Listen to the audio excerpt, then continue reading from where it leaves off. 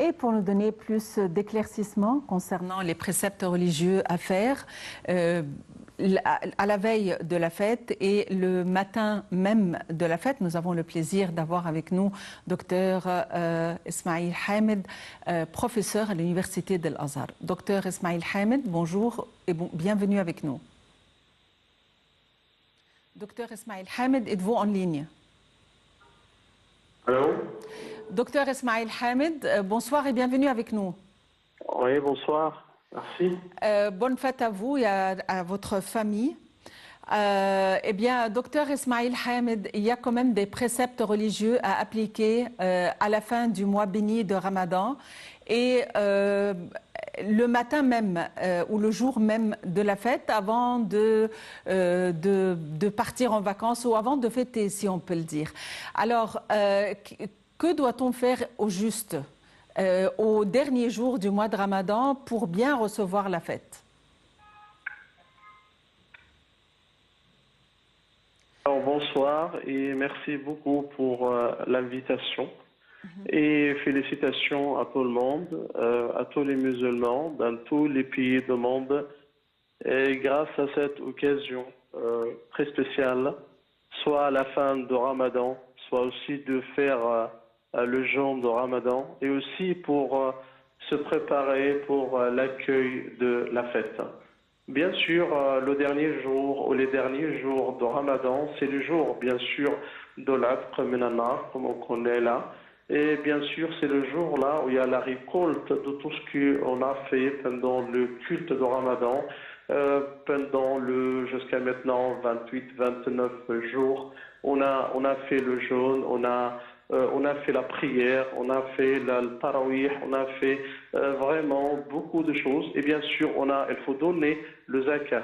Bien sûr, pour les choses qu'on doit faire pendant les derniers jours du Ramadan, alors il faut donner le zakat al-fitr.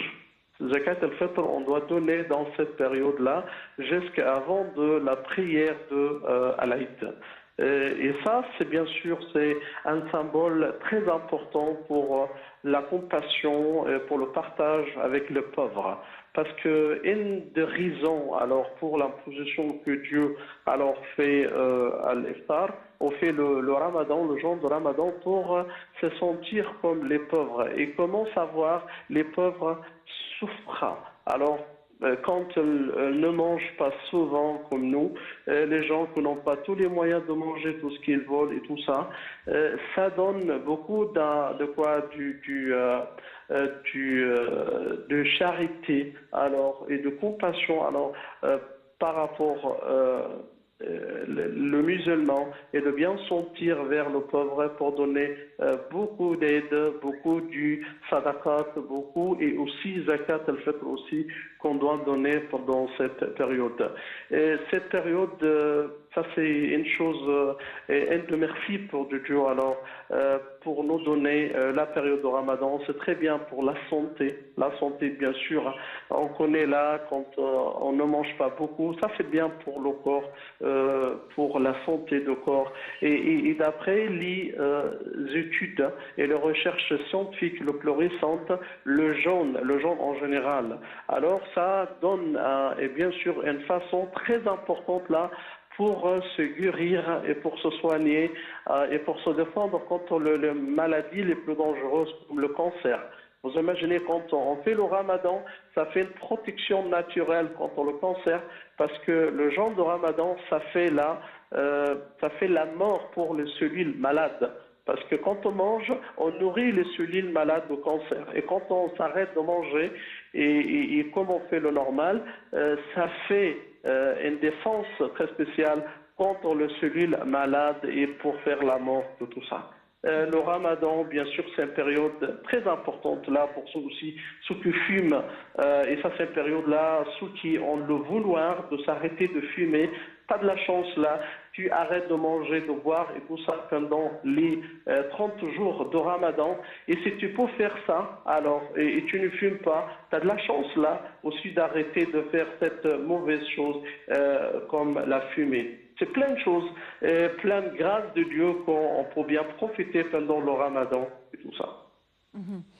Docteur Ismail Hamed, Euh, J'aimerais en savoir plus concernant la zakat del fitr. Comment est-ce qu'on la calcule?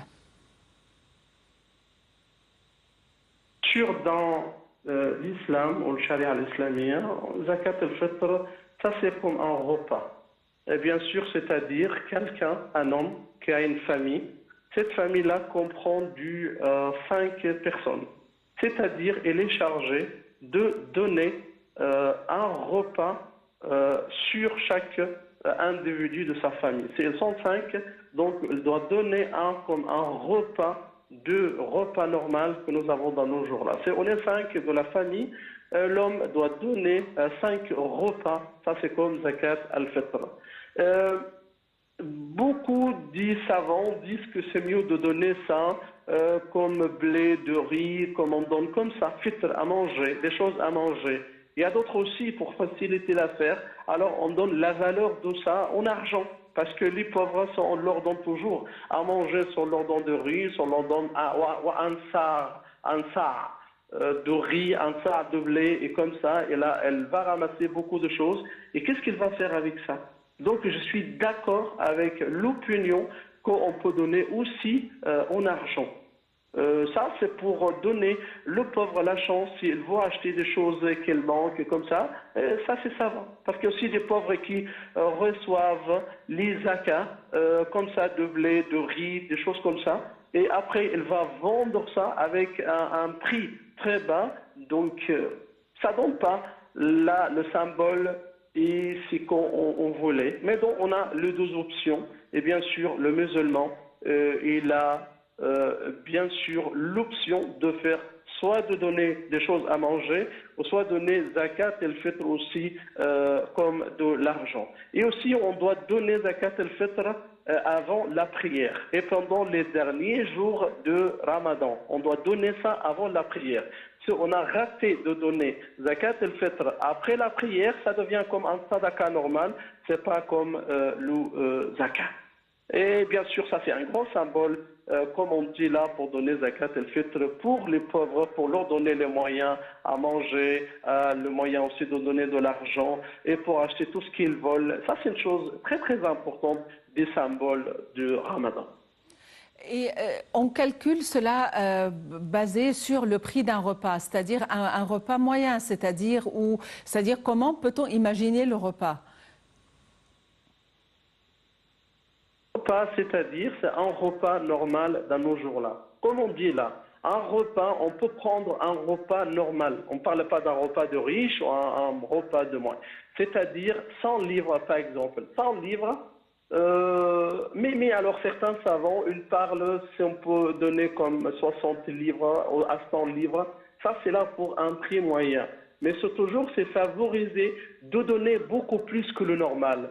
C'est-à-dire, c'est la personne, elle a assez, et il est bien, donc on peut donner plus que ça. C'est un repas, ça fait 60, 80 ou 100 livres, ok? Ça, c'est là le minimum des choses. Il peut donner 150 livres, 200 livres pour un repas, c'est-à-dire zakat al-fitr pour lui, minimum pour une famille de 5 personnes, on donne par exemple 500 livres à 2000, et s'il veut donner plus que ça, c'est comme ça. Ça, c'est un repas normal. C'est-à-dire, je peux manger un repas 100 livres, c'est comme ça. Oui. Et alors, il y a la prière de la fête que l'on doit faire. À votre avis, est-ce que c'est une obligation ou c'est une sunna? Bien sûr, de faire la prière de la fête, ça c'est sunna. Ça c'est sunna. Que c'est mieux de faire ça pendant le premier jour de la fête. On fait ça dans une zone ouverte, comme on connaît là. Et dans les traditions là, c'était marcher dans une rue et tu reviens dans une autre rue. Ça, c'est des choses comme ça dans la tradition. Mais comme on connaît là, ça c'est une chose de sunna. Et sunna mustahabba, bien sûr, de faire. Ou de faire aussi la prière normale du subh ou al-fajr, si on fait ça. Et ça, c'est en général, comme sunna, c'est un rassemblement magnifique pour toutes les familles de se rassembler dans le même endroit ces mêmes familles d'aller faire la prière ensemble. Et ça, c'est aussi des spécialités de la fête de l'Aïd, que tout le monde, toute la famille, elle peut faire la prière ensemble. Et ça, c'est pour une petite famille, l'homme avec sa femme, avec les enfants, et aussi avec les autres membres de leur famille, c'est-à-dire alors l'homme avec son frère et sa famille, et sa sœur et sa famille. Tout le monde se rassemble. Ça donne aussi très bon symbole pour les musulmans de faire la fête de l'Aïd. Docteur Esmaïl Hamed, vous êtes un penseur islamique. Merci d'avoir été avec nous aujourd'hui.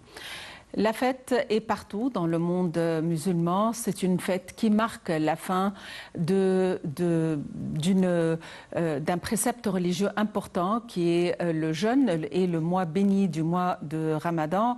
Faire le Ramadan, comme on dit, c'est pas juste de jeûner, mais c'est un état spirituel très particulier. C'est une lutte avec soi-même de manière à devenir une meilleure personne, à avoir à se plier plus aux préceptes religieux, de se rapprocher davantage de Dieu. La fête est célébrée finalement et la vie reprend le courant normal, chacun avec ses habitudes, mais en gagnant chaque année une meilleure habitude.